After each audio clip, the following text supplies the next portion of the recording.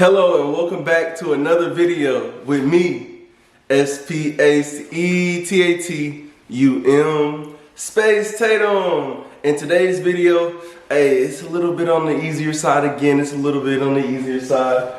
Let me go ahead and show you what we're working with. We're working with insertion sort. So let's get to it and let's go ahead and get to the board. So starting off, we see that we have our insertion sort, and it is out of it has not been sorted. So with insertion sort, we start off with the first number in the array, so we can go ahead and get it, and we can put it in our int temp or temporary. So we have our 1, and we're trying to see if the left one is higher, and if it is, swap, and if it's not, keep it the same.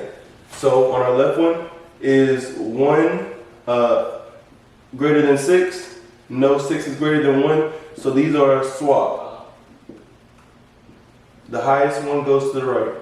So then on our next one, we can go and erase this. And it'll look just like this. 1 and a 6. And then on our next iteration, we would do this. So instead of the first one, we'll go to the second number and make 7 our temp. Now it's 7 greater than 6. Yes, it is. So it will stay the same. Now on to our third iteration. We have the number 4.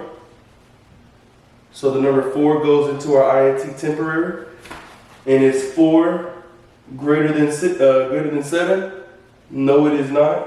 So they will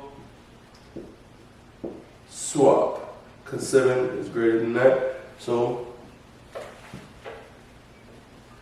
we have 4 and 7. And then now we're on to our fourth iteration. We have the number 2. So the number 2 goes into our int temporary, and is 2 greater than 7. 2 and 7. No, it is not. 7 is greater than 2. So they would swap. So this would be 7 and then 2. So here is our sorted array using insertion sort. Thank you for watching, and always remember the highest value will swap. So if we start at 1, 6 is greater than 1, so 6 is good. 4, so 6 and 4. 6 is greater than 4, so 6 swaps. Wait, before you go, let me tell you some things and also show you the program for the insertion sort. So as you see, we're using a while loop while j is greater than equal to 0, and array j is less than key. Array is j plus 1 equals array j. J equals j minus 1. So yes, that was just us whenever we're going to check if that number is higher. If it is higher, then you're going to go ahead and keep and swap it. If not, keep it the same. So, and as you see here, this function right here on line 5, this function implements the insertion sort algorithm to sort elements of the vector array in the non-decreasing order. It takes a reference to a vector of integers, such as this right here are those integers. And yeah, here's the code for insertion sort.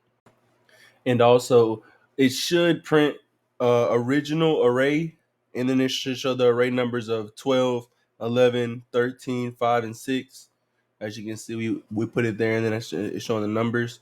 And then as well, under that, it should show the sorted array with numbers of, let's see, yeah, so 5, 6, 11, 12, and 13. So let's see what we get.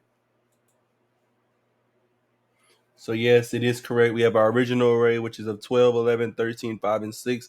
And if we're using our insertion sort up here, It gives us 5, 6, 11, 12, and 13. And back to Ryan.